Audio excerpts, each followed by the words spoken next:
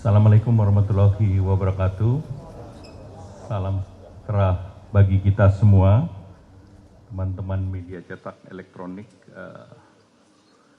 Saya malam hari ini didampingi oleh Bapak Menteri Sekretaris Negara, Bapak Ketua CEO Danantara, Menteri Investasi dan BKPM, kemudian Kepala Badan BUMN, dan Pak Menteri Keuangan. Di sebelah kiri saya, Ibu Fredrika Widya Sari Dewi, dan nanti mewakili OJK, nanti akan bersama Pak Hasan Fauzi.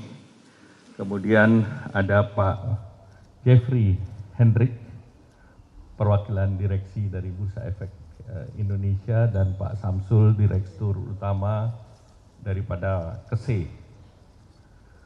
Bapak Ibu yang saya hormati, pertama saya ingin sharing bahwa kondisi per saat ini seperti sudah sering disampaikan, kondisi makroekonomi kita kuat.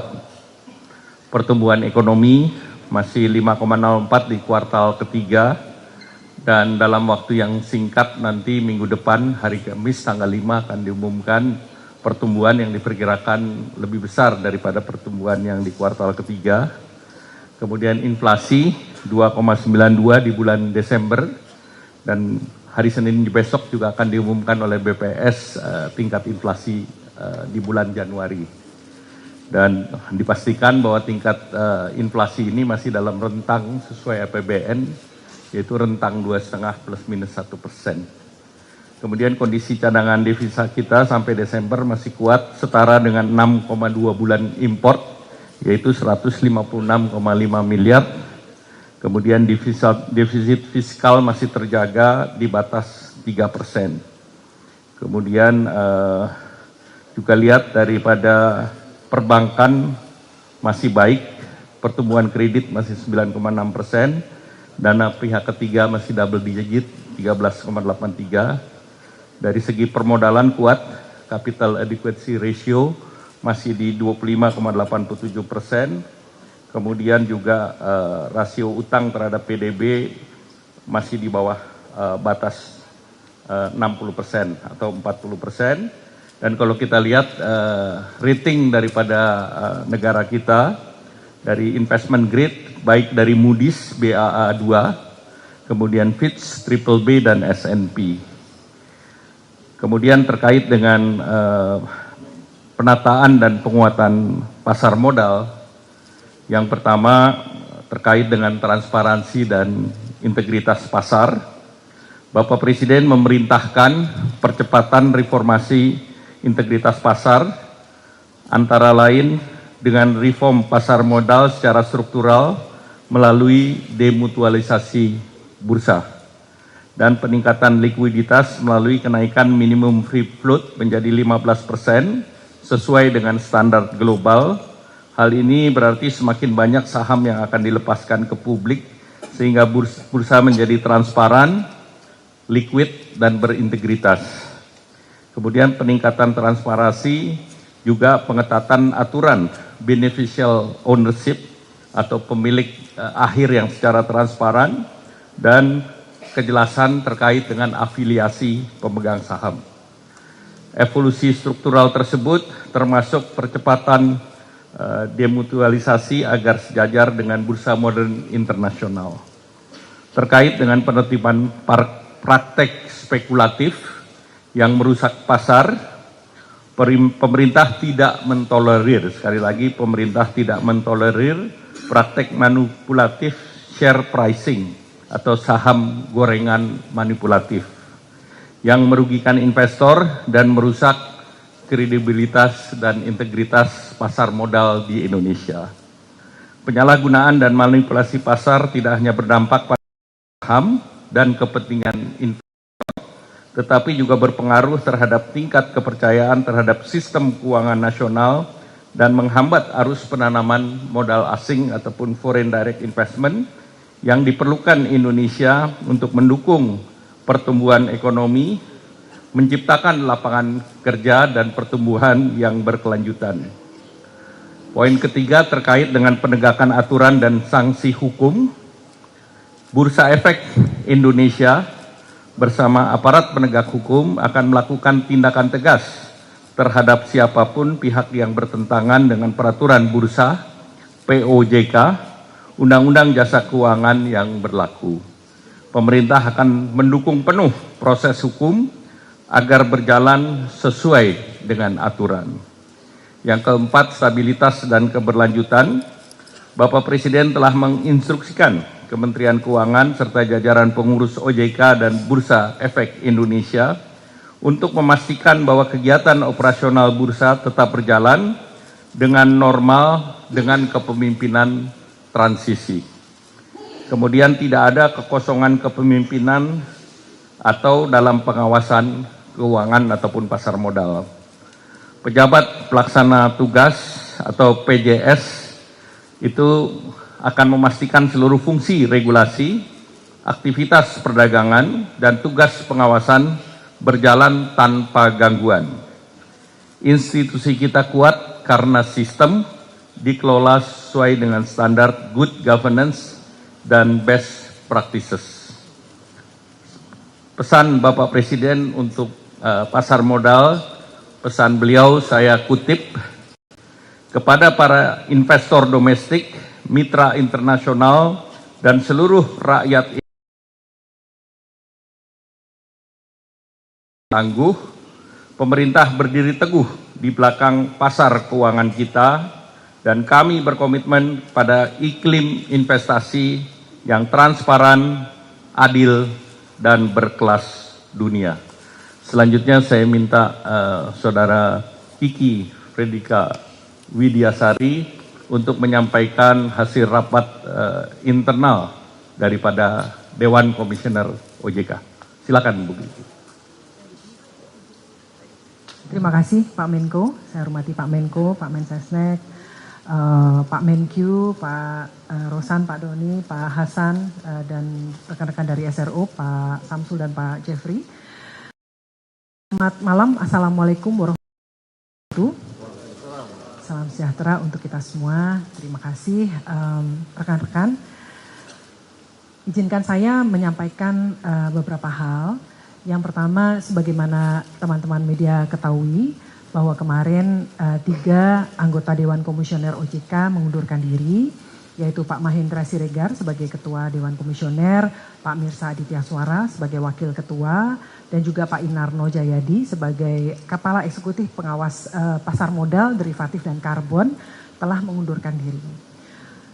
Oleh karena itu, tadi siang ya sampai dengan sore tadi, anggota Dewan Komisioner telah melakukan rapat Dewan Komisioner dan sesuai dengan ketentuan yang ada di Undang-Undang Nomor 21 Tahun 2011 dan juga dikuatkan dengan Undang-Undang Pengembangan dan Penguatan Sektor Keuangan Nomor 4 Tahun 2023, kami telah memutuskan yang pertama mengangkat saya, Frederika Widiasari Dewi, sebagai pejabat sementara Ketua dan juga Wakil Ketua Dewan Komisioner OJK.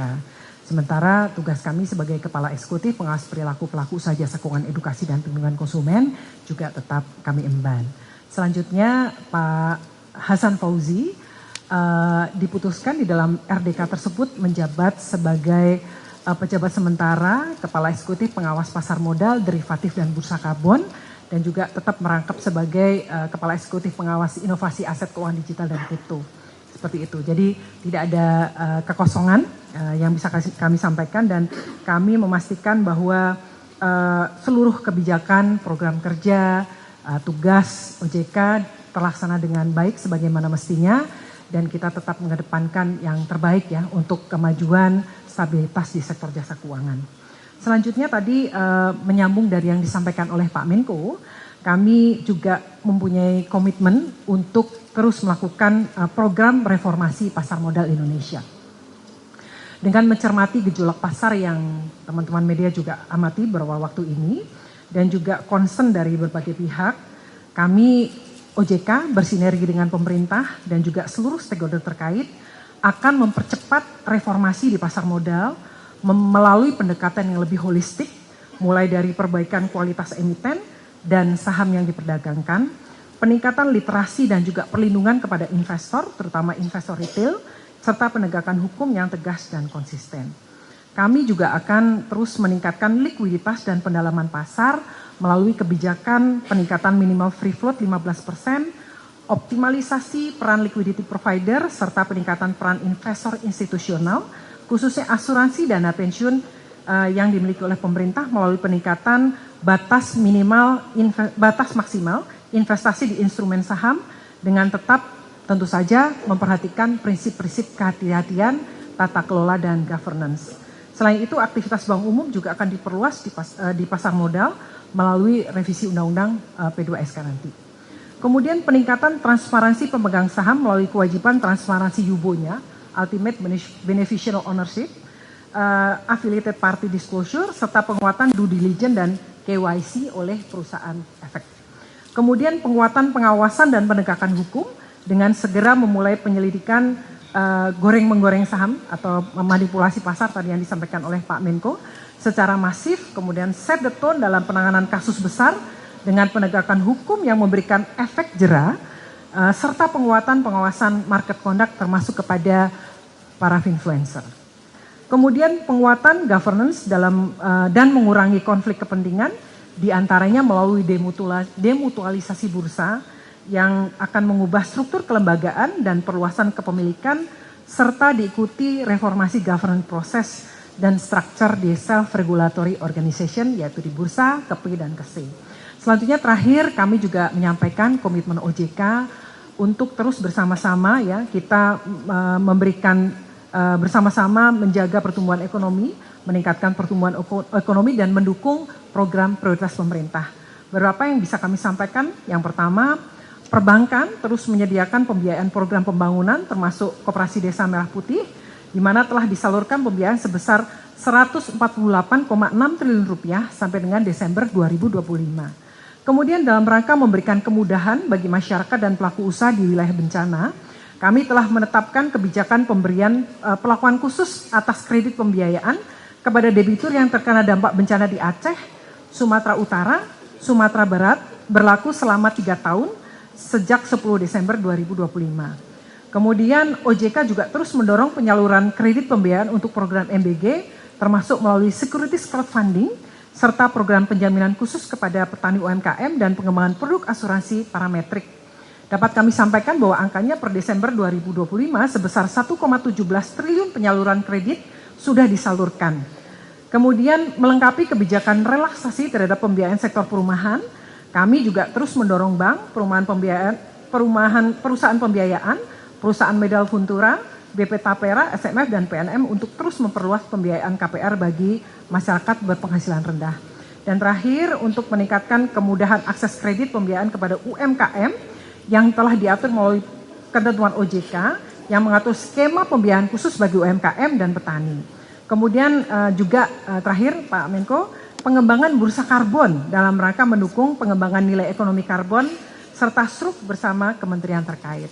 Mungkin dari situ kami sampaikan, kami terima kasih, mohon dukungan Bapak Ibu semua, seluruh stakeholder, pemerintah, kita bekerja bersama-sama dan mohon dukungan media juga supaya kami bisa berhasil menjalankan proses reformasi dan juga menjaga stabilitas sistem keuangan dan mendukung pertumbuhan ekonomi. Terima kasih, kami kembalikan kepada Pak Menko.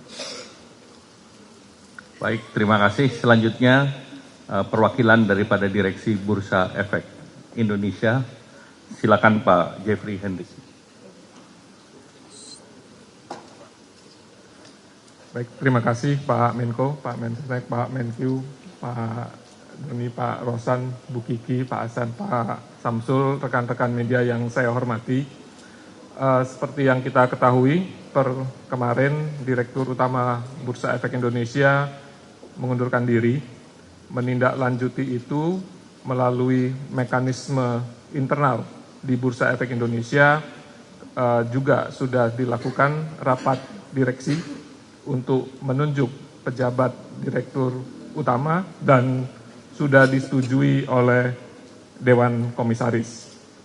Untuk itu kami memastikan operasional di Bursa Efek Indonesia akan berjalan secara normal. Demikian juga proses pengambilan keputusan yang akan dilakukan oleh manajemen Bursa Efek Indonesia tidak akan terganggu sama sekali. Kemudian kami juga menegaskan komitmen kami untuk membangun pasar modal Indonesia berkelas dunia, tidak hanya setara dalam hal nilai perdagangan dan kapitalisasi pasar, tetapi juga setara dalam transparansi dan tata kelola. Oleh karena itu, kami akan terus meningkatkan transparansi dan tata kelola di Bursa Efek Indonesia. Kami juga mencermati perkembangan terakhir, apa yang diharapkan oleh indeks provider global. Kami sudah berkomunikasi dengan beberapa indeks provider global dan kami sudah menampung apa yang diharapkan dan semua itu akan kami deliver dalam waktu secepat mungkin untuk memberikan kenyamanan dan perlindungan kepada seluruh investor, baik investor global maupun investor domestik kita. Untuk itu, terima kasih untuk dukungannya Pak Menko, Bapak Ibu semua, untuk dukungan yang luar biasa kepada kami untuk menjalankan mandat kami untuk menyelenggarakan perdagangan yang teratur, wajar, dan efisien di Bursa Efek Indonesia. Terima kasih. Saya kembalikan ke Pak Menko.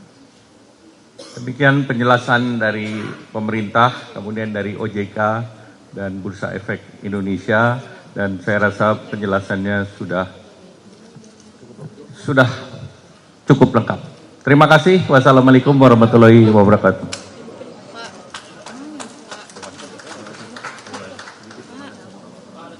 Bang ada Q&A Pak, Bang ada Q&A Pak, Bang ada Q&A Pak,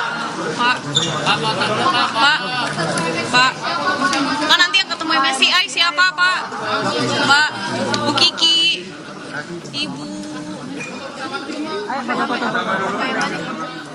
Bursa Efek Indonesia sudah menentukan pejabat untuk menggantikan posisi Direktur Utama BI yang mundur pada hari Jumat kemarin. Ditentukan melalui mekanisme internal rapat direksi dan sudah disetujui oleh Dewan Komisaris. Bursa Efek Indonesia memastikan operasional akan berjalan normal, pengambilan keputusan manajemen juga tidak akan terganggu. Dari Bursa Efek Indonesia memastikan akan membangun pasar modal berkelas dunia, terutama juga terkait transparansi tata kelola. Sementara juga terkait mundurnya sejumlah pejabat di OJK, sudah ada penggantinya juga melalui mekanisme, misalnya adalah Frederica Vidya